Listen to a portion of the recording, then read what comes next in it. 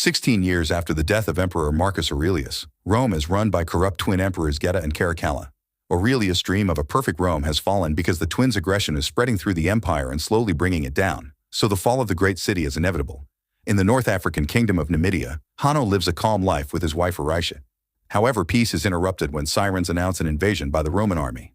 After seeing the smoke coming from the city, Hanno and Aricia put on their armor and join the rest of the citizens to listen to their leader Jugurtha make a defense plan.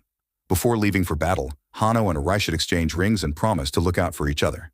The couple joins the team at the wall and Hanno gives an inspiring speech. Soon the Roman ships led by General Acatius appear at the shore, so the Numidians open fire with their catapults and bows. The ships take heavy damage, however Acatius orders his men to keep moving while they retaliate with their own catapults and archers. Fire spreads on both sides and several men die in just a few minutes. Once the ships reach the fortress, the Roman army lowers some platforms and invades.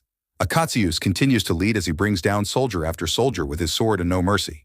Hanno does the same on his side, killing Romans at impressive speed. As the Romans storm into the fortress with the strength of their shields as protection, Aricia shoots her arrows from above, offering cover for the sword fighters.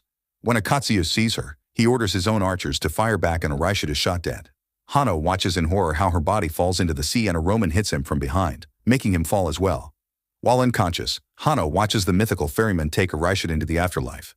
He tries running after her as he desperately screams her name, but at that moment his body resurfaces and he wakes up. Nearby he finds the dead body of his wife, so he cries as he takes the arrow from her chest before the Romans capture him. Afterward Acatius claims the city for Rome while his men burn the bodies. All the citizens, including Hanno, get burning brands on their bodies, marking them as slaves.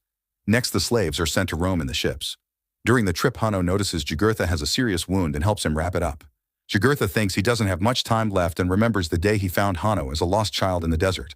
This triggers a memory in Hanno's mind. He was a kid living with a good family, but his mother sent him away when the Romans attacked his home. Eventually the ships arrive at Ostia, the port of Rome. Acatius is received as a hero and the twin emperors crown him with laurels. He asks for a break from war to spend time with his wife, but the twins announce that they'll be invading Persia and India next.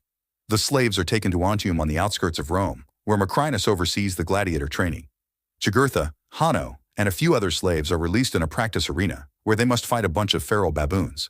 Hidden soldiers shoot darts at the baboons to make them more violent, and soon these beasts are jumping on the slaves to kill them with their teeth. Jugurtha refuses to fight and drops to his knees as he waits for the end. Hanno wants to save him from the creatures, but it's too late and Jugurtha dies. When the baboon comes after Hanno, he stops it by putting his chains in its mouth and biting its leg. Then he chokes the baboon to death with his chains, which impresses Macrinus to the point he decides he'll buy Hanno. Afterward, Hanno and his friends are sent to the barracks with the rest of Macrinus' slaves, who mock Hanno by making baboon noises. Once the slaves are fed, they're taken to Macrinus so he can judge the new recruits. Hanno refuses to speak, so Macrinus orders gladiator trainer Vigo to fight him. At first it looks like Hanno has a disadvantage, but soon he recovers and fights back with impressive skill to defeat Vigo. Then Hanno is sent to the private chambers, where Macrinus explains he chooses gladiators for their rage and Hanno has lots of it. Hanno finally talks to say his goal is to kill Acatius, and Macrinus explains he can achieve that if he wins enough fights in Rome. Meanwhile, Acatius reunites with his wife Lucilla, the daughter of the previous emperor. He admits he's tired of the twins' tyranny, so he and Lucilla begin making plans to rebel against the emperors and make Rome great again. Sometime later Macrinus brings Hanno to a party in the city thrown by Senator Thrax. Hanno and one of Thrax's slaves are forced to fight with swords to death in front of the emperors. At first Hanno refuses to kill and attacks the other man using furniture and any object he can find around, but the guy refuses to surrender, so Hanno has no choice but to stab him with the sword. Geta is very impressed and asks Hanno where he's from, but Hanno answers with a quote about hell from Virgil's The Aeneid. Thankfully the emperors find the poetry amusing and look forward to seeing Hanno in the arena. After the party, Macrinus scolds Hanno for getting cheeky in front of the emperors and asks where he learned such words. Hanno says his city had a Roman prisoner and he picked up a few stories from him, but Macrinus doesn't believe him. To Hanno's shock, he's paid 2 coins for the fight and learns the gladiators can save up to buy their freedom. That night in a hidden chamber, Lucilla and Acatius meet with a few senators to share their plans to save Rome. Acatius explains the Roman army is loyal to him and the senators agree to support him. A few days later Hanno and other slaves are brought to Rome for the gladiator games in the Colosseum. They are impressed by the architecture and the statues, but they also notice all the poor people on the streets. Macrinus meets with Thrax and they agree to double their bets. At the Colosseum, the emperors receive Acatius and Lucilla on the main seats and the crowd chants the general's name. After a few words from Acatius, the slaves enter the arena and gladiator champion Glycio comes in riding a rhino. Hanno acts as the group leader and makes a strategy to dodge the rhino's attacks. At first it goes well, but soon a slave is knocked down. The wound makes him run more slowly, so Glicio easily captures him with some bolas and the rhino kills him with its horn. Then Hanno runs some dirt through his hands, which reminds Lucilla of her former lover Maximus, the protagonist of the first movie. He throws some dirt at the rhino too to create a distraction and jumps out of the way, causing the beast to crash against the wall. Glicio falls off the rhino and gets injured, but he can still move and goes after Hanno. As the men fight and beat each other up, Geta remembers the quote Hanno shared at the party and Lucilla takes it as another clue. Hanno and Glicio continue to fight fiercely using any weapon they can pick up around the arena. When Glicio manages to knock Hanno down, Caracalla chooses blood, but Lucilla asks for mercy. Geta gives a thumbs up to spare Hanno, who says he doesn't want to be pitied by the Romans and starts fighting again. In just a few moves, he manages to stab Glicio and the crowd chants the word kill.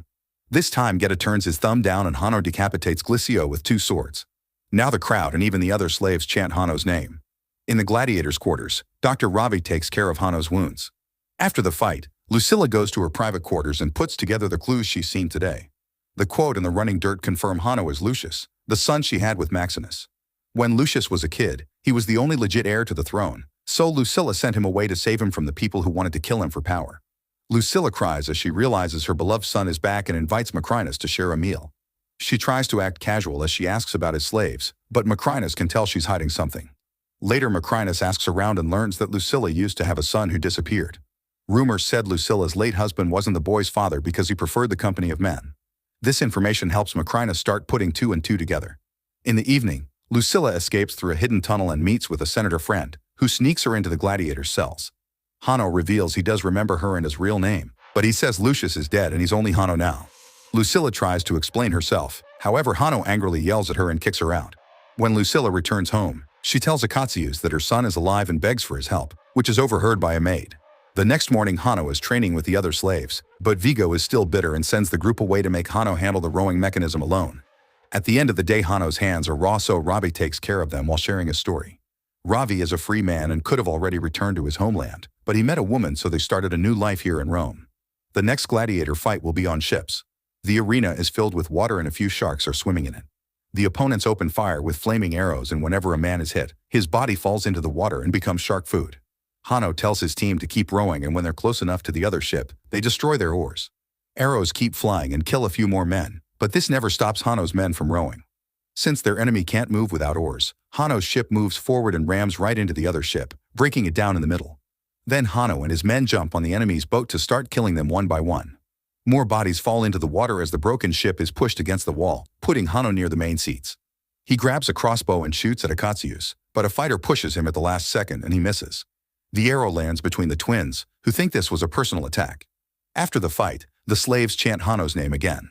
Vigo comes to scold Hanno for his crossbow trick, but Hanno says Vigo should be glad the arrow wasn't for him. Meanwhile, Lucilla's maid shares all the secrets with Thrax. Later, Macrinus comes to Thrax's home to pick up all the money from their bets, pointing out this is his house now. Instead of money, Thrax pays him with secrets. There are rebels planning to dethrone the twins, however that plan has been delayed until certain gladiator is rescued from the arena. That night, the palace soldiers pick Lucilla up at her home. In the gladiators' quarters, Acacius and his men are sneaking in to rescue Hanno. However, the emperor's soldiers are already waiting to quickly shoot the men with arrows before capturing Acacius. The couple is taken to see the twins and Geta scolds them for their betrayal, only for Acacius to laugh at him. This enrages Caracalla, who grabs a sword and tries to kill Acacius. Geta immediately stops him, saying the punishment must be public. After the couple is taken to a cell, Macrinus points out that crucifixion is for thieves and Acacius is a hero. So if the emperors want to stay on the citizens' good side, sending Acacius to the arena would be a better idea. The next day Ravi shows Hanno the shrine to the gladiator champions, and Hanno notices that Maximus' name has been scratched off. But in Maximus' grave, his armor and swords are still kept in good condition. On the wall Hanno reads, "What we do in this life echoes in eternity." For the next gladiator fight, extra soldiers are protecting the main seats and Lucilla is kept in shackles. Acacius is the first gladiator and he must fight against soldiers of the Praetorian Guard.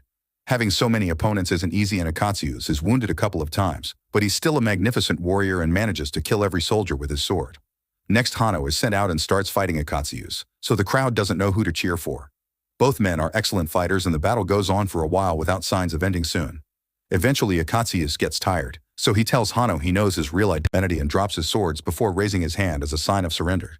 Geta immediately puts his thumb down, but before Hanno can raise his sword, Acacius explains he truly loves Lucilla and he would have died for Maximus. This makes Hanno drop his sword too and the emperors get angry, so they order the archers to proceed with the execution. The arrows immediately kill Akatius and Hanno asks the crowd if this is how Rome treats its heroes, because then the citizens should expect to be treated worse. Then the crowd begins booing the emperors and the guards keep the people back while their leaders leave the Colosseum. In the evening, Macrinus visits Hanno to ask him why he let Akatius live.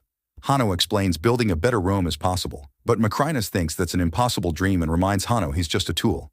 On the streets, the citizens are rioting and starting fires all over the place as they ask for the twins' heads. The soldiers try to stop them, but the crowd fights them and overwhelms them with their numbers.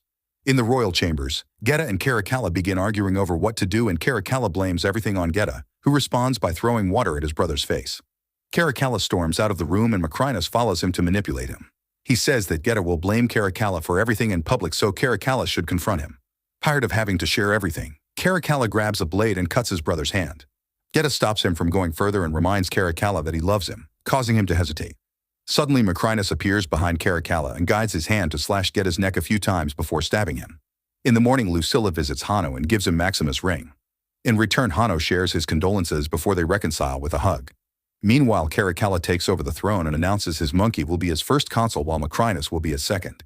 Macrinus presents Geta's head to the senators and explains he needs more power to protect their government, so they vote to make him leader of the Praetorian Guard. Afterward, Macrinus visits Lucilla to tell her that he used to be a slave for her father, and now he plans to end the imperial bloodline by becoming emperor himself. At the same time, Hanno gives the ring to Ravi, asking him to take it to Akatius' army in Ostia. Before leaving, Ravi gives Hanno the cell keys. The next day, Ravi has to avoid a few guards to reach the general, who immediately agrees to help when hears the ring was sent by Lucius, the Prince of Rome. At the Colosseum, Vigo announces this will be Hanno's last fight and shows him the wooden sword of freedom, which he can win if he defends his mother. Suddenly, Hanno opens the cell door and knocks Vigo down before slowly killing him with a wooden sword. The other slaves also come out of their cells and quickly kill all the guards who try to stop them. While the slaves open the way, Hanno goes to his father's grave to take his sword and armor.